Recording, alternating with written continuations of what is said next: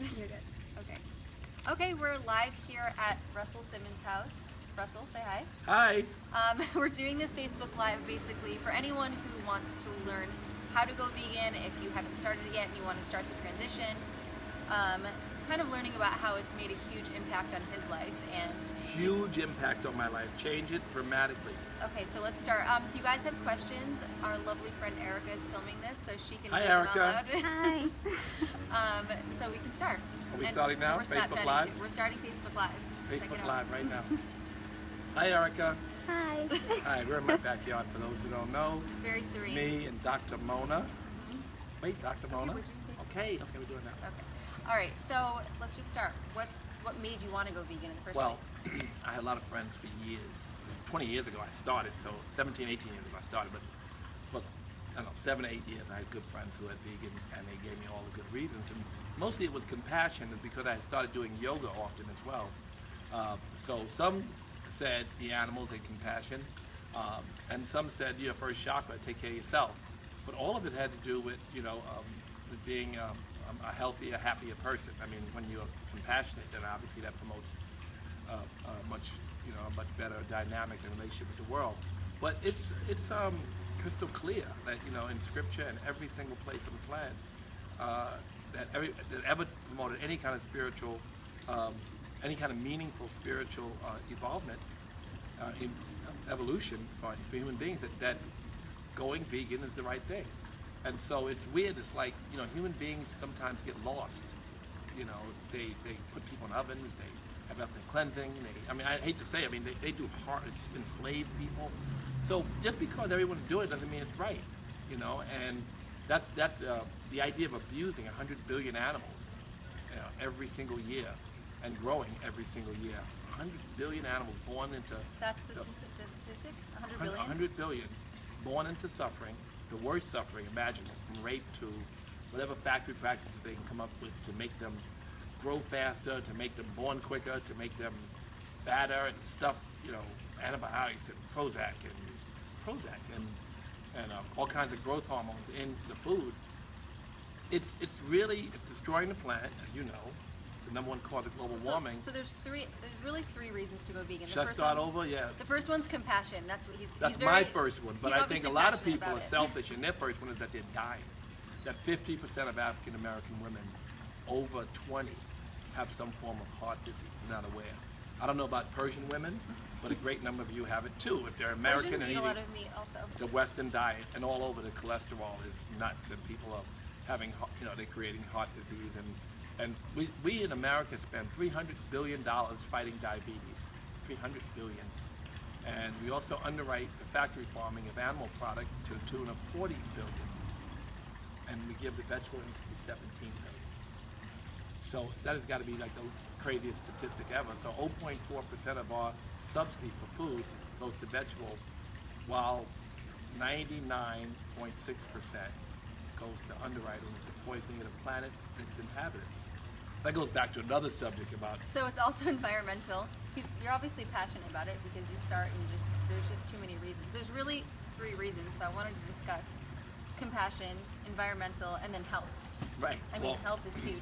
Well, for most people, health is first. My book, The Happy Vegan, I lean heavily on health because so many people are sick. So many people, friends are dying of cancer and sick from diabetes and sick from all kinds of heart diseases. So for them, their first instinct is to take care of themselves, not to reverse the sickness they have or to prevent the sickness they see in others.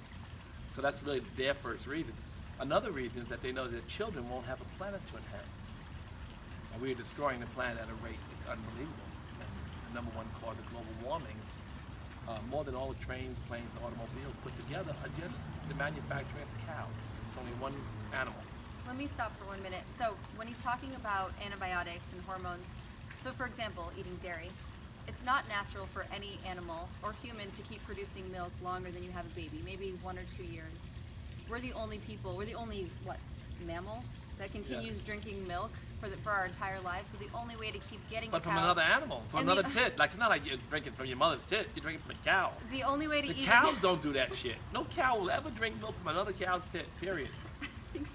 It's true. It's true. Right. The only way to even get a cow to produce milk is to inject it with more hormones, impregnate it, make it sick, then give it antibiotics. Then we're putting all this into our body, so it's really just poison. If you want to hear something really gross, I mean, we've already said a lot of gross shit.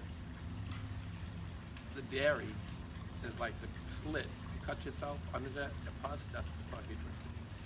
It's no good. There's no calcium. The calcium in the milk destroys the calcium in the body that's trying to get the calcium from the milk. Let me explain that for them so they understand. Okay, so a lot of people think that dairy is a good source of calcium, which is very wrong. So dairy is very inflammatory, and it causes our body to go into an acidic state. So calcium is an antacid itself. That's why if you look at the back of the Tums, it's just calcium. So you're drinking milk and you're thinking you're getting calcium in, except it's actually making your body acidic. So then it tries to reverse this, and it pulls all the calcium out of your bones to try to like reverse this process. So really you're just doing more damage to your bones when you think you're actually making them stronger. Damn, Dr. Mona, Right? you broke that shit down. You guys got that? If anyone, how many people are watching, by the way, Erica? 10. 10. It's okay. If any of the people are watching, We have a should be on question, my Facebook right now, too, though. We'll have to do that after. Right after, because we'll have 10,000. No, we might have 100,000, really. So we'll do that. We'll do that right after. He has a few more fans than I do. I want you to send out an alert. You know how to do that? To start mine just out of nowhere? It'd have to be from your phone. Yeah, I got a phone right here. It's dead. Anyway, why don't you talk about someone to save this Oh, but it video? saves it anyway. Mhm. So I can save it and put it on my video on my Yeah. Facebook now. Exactly. And I can Yeah. start a chat and I'll have that video on my Facebook. Right? Mm-hmm. That's some smart shit. The social media people are smart.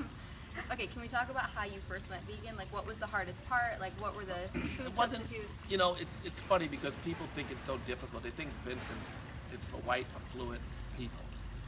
But 6% of the African American population is vegan, and only 3% of the rest of American population.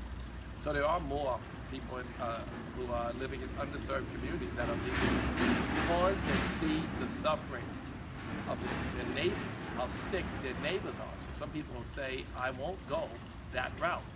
So, and also, I guess from cultural places, like slaves came here, they never ate animal product, a great number of them. They didn't eat any animal product. But And- you grew up eating animal products. Oh yeah, that's the thing. They tell you that your culture is pig feet and chitlins, which is pig's guts, and they tell you that's your culture. It's the genius of your culture that you can make pig feet taste good. But as a slave, you were brought here, you didn't eat any animal product, and then they gave you that, and you made it taste good. So that's your culture, they say, but it's not your culture. Your culture is beyond that. And if you're Irish, and they say corned beef and cabbage, they go back to Ireland like, I don't believe this shit, we eating corned beef. They didn't have corned beef and cabbage, or the Chinese, they didn't have this crap. They don't have General Tao's chicken. They do now. It's becoming more and more the Western diet all over the world because they believe it's for rich people. Okay, wait. So if you go to like a steakhouse with all your friends, somewhere trendy, what do you order for dinner? I don't fuck with steakhouses. Oh, well, you go to nice steakhouses. I never been to. I've been to Boa to visit you and your friends once. What if you go out for sushi? I mean, give people examples of like how they can order and what Well, you do. spicy avocado rolls. You know, you can do a lot of stuff with sushi. I mean, obviously they always have fun stuff there, but you can go anywhere. You don't have to go to a steak. You can go to the Chinese restaurant in the corner in the hood and get curry tofu with onions and peppers and broccoli and spinach. Well, It's that's crazy. true. You can go get, you know, black bean eggplant or garlic sauce eggplant and broccoli and spinach and, you know, onions and peppers and Chinese vegetables. And you can go to Taco Bell and you could have a bean burrito and put guacamole instead of the hot clogging cheese. Oh, that's true. Fast food. Yeah, I Bean mean, there's burrito, ways around guacamole. all that shit that people think that it's hard, but what's wrong with a bean burrito with all the onions and peppers and then some guacamole in it Absolutely instead nothing. of cheese, right? Exactly.